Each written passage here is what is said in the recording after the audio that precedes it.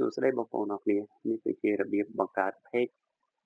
នៅក្នុង Facebook របស់យើងបងប្អូនការបង្កើត page ហ្នឹងគឺបងប្អូនចូលមកក្នុង Facebook របស់យើងមកបាទ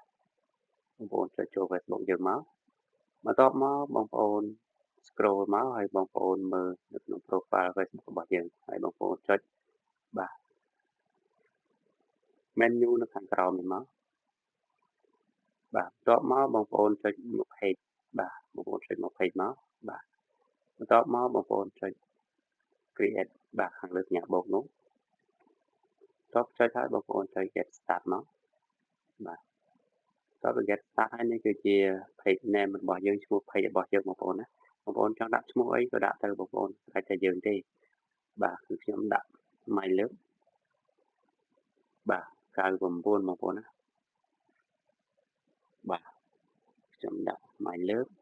99បាទតបមកគឺយើងចុច done ខាងក្រោមបាទតបមកគឺយើងចុច next ចេញបែបនេះគឺជា category ដែលបងប្អូនត្រូវជ្រើសរើសហើយ category ហ្នឹងគឺបងប្អូនចង់ដាក់ category អ្វីក៏បានដែរបាទអាស្រ័យតែបងប្អូនទេយើងអាចដូរតាមក្រោយបានគឺយើងជ្រើសរើស3បងប្អូនណា category ហ្នឹងបងប្អូនជ្រើសរើសទៅមួយណាក៏បានដែរគឺវាអត់ឲ្យដាក់ category ច្រើនដែរទេគឺមានខុសគ្នាបងប្អូនអញ្ចឹងគឺយើងចុច create មកបាទបន្ទាប់យើងចុចឲ្យចាំវាបន្តិចបងប្អូនឲ្យវាដើរដំណើរការសិននេះបានហើយនៅកន្លែងនេះដែរគឺយើងអត់ចុចឲ្យលើទេបងប្អូនណាបាទគឺយើងយកអាក្រោមរូបវីដេអូនេះណាកន្លែងខ្លះគឺវាចេញអាប់ដេតផ្សេងតែហ្នឹងគឺវានៅសេរីចាស់ដូចពីមុនណាអញ្ចឹងគឺយើងចុចអាខាងក្រោមហ្នឹងមកបងប្អូនគឺចុចព្រិះអាក្រោមហ្នឹងមកណាបាទតមកយើងចុច continue នេះបានហើយបងប្អូនតមកគឺយើងចុច next មួយទៀត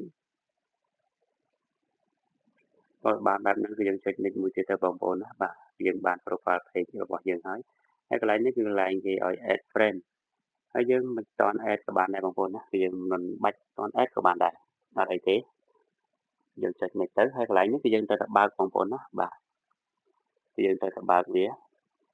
ដល់ពេលបើកហើយបងប្អូនចុច done ខាងក្រោមមកនេះគឺយើងបាន page មួយហើយបងប្អូនបាទនេះគឺជាទម្រង់ page របស់ខ្ញុំដែលទឹកបានបង្កើត My Love 99បងប្អូនណាអញ្ចឹងគឺយើងចូលទៅមើលបន្តិចទៅបាទ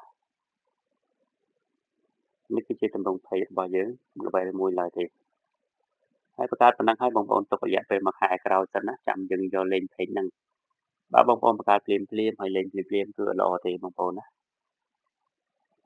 គឺវាបណ្ដាលឲ្យ page យើងហ្នឹងទោះពេលរកលុយបានគឺក៏វាមិនដំណើរការដែរហើយយើងចុចចេញ profile ចូល profile យើងធម្មតាបាទបាទនេះគឺជាការបង្កើត page នៅឆ្នាំ2025បងប្អូនណាអរគុណច្រើនបងប្អូនសម្រាប់ការតាមដានបើសិនជាបងប្អូនចូលចិត្តវីដេអូនេះសូម share ហើយនិងជួយចែករំលែកអ្នកមួយផងអរគុណបាយបាយ